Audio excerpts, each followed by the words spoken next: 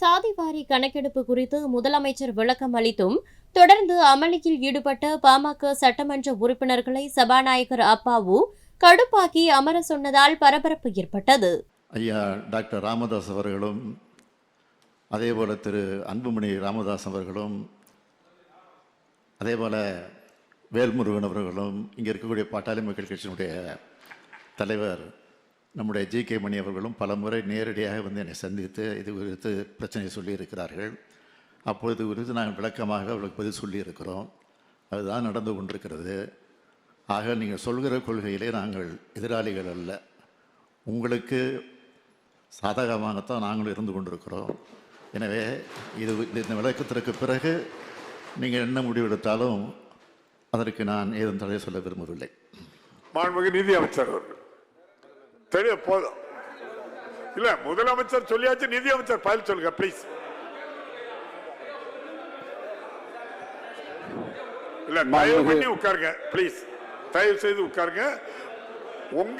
உங்க விருப்பம் தான் என் விருப்பம். முதலமைச்சர் சொன்னதுக்கு அப்புறம் அதுல நீங்க கொஸ்டின் பண்ணது நியாயமா தெரியல. தயவு செய்து அமருங்க. தயவு செய்து மாண்புமிகு அமைச்சர் தயவு செய்து அமருங்க. எல்லாம் விவரம் தெரிஞ்ச ஆளு ஜி.கே. மணி அவர்கள், படித்தவங்க, ஆசிரியருக்கு படிச்சிருக்க, உட்காருங்க. ரொம்ப தெளிவா சொல்லிட்டாங்க.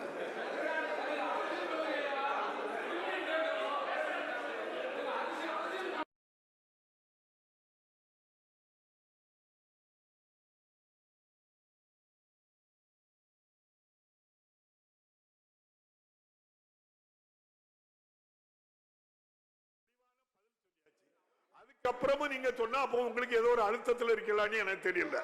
மாண்புமிகு நிதி அமைச்சர் அவர்கள்,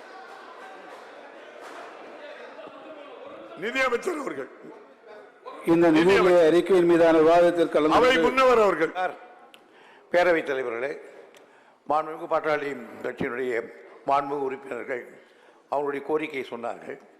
அவருடைய கோரிக்கைக்கு மாண்புமிகு முதல்வர் அவர்களே தெளிவான ஒரு பதிலை சொன்னார்கள்.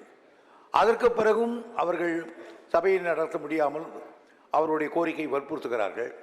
நாங்கள் உங்களிடத்தில் கேட்டுக்கொள்வது, மாண்புமிகு நிதித்துறை அமைச்சர் அவர்கள் பதிலளிக்க வேண்டும். சபையை நடத்துவதற்கு தாங்கள் தான் உதவ வேண்டும். மாண்புமிகு நிதி அமைச்சர் அவர்கள் பதில் சொல்லுங்க. பேசியாச்சு இருங்க. முதலமைச்சர் பதில் சொன்னதுக்கு அப்புறம் நீங்க இன்னும் பேசணும்னு நினைச்சா என்ன சபை மரபு? நீங்க நீண்ட மூத்த அமைச்சர் உறுப்பினர், நீங்க எப்படி சொல்லலாம்? உங்க கருத்தை சொன்னீங்க, அதுக்கு முதலமைச்சர் தெளிவான பதில் சொன்னதுக்கு பிறகு நீங்க அதுக்கப்புறம் என்ன நியாயம் இருக்கு சொல்லுங்க. நீங்க இந்த சபை மரபை நீங்க எப்படி காப்பாற்ற? இல்ல, நீங்க உட்காருங்க. நீங்க உட்கார சொல்லுங்க, உட்காருங்க. மாண்புமிகு நிதி அமைச்சர் பதில் சொல்லுங்க. தயவு செய்து பிளீஸ், தயவு செய்து சொல்லுங்க. அமருங்க. நிதி அமைச்சர், ஏங்க நீங்க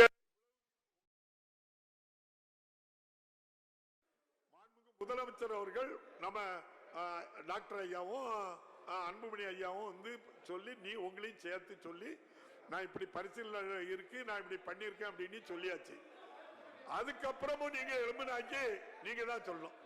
மாண்புமிகு நிதி அமைச்சர் பதில் சொல்லுங்க. தயவு செய்து உட்காருங்க. தயவு செய்து நீங்க பிளீஸ் உட்காருங்க. நீங்க நிதி அமைச்சர் வாசிக்க பதில் சொல்லுங்க. 2024-25 ஆண்டிற்கான நிதி 16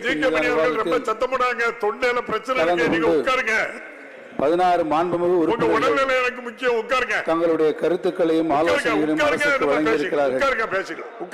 அவர்கள் அத்தனை பேருடைய நெஞ்சார்ந்த நன்றிகளை நான் தெரிவித்துக் கொள்ள விரும்புகிறேன்.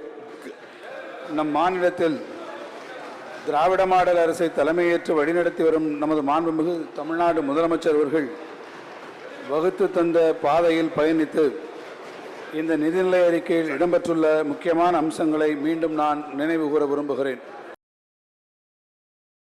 செய்திகளை உள்ளது உள்ளபடி தெரிந்து கொள்ள ரெஃப்ளெக்ட் நியூஸை சப்ஸ்கிரைப் பண்ணுங்க.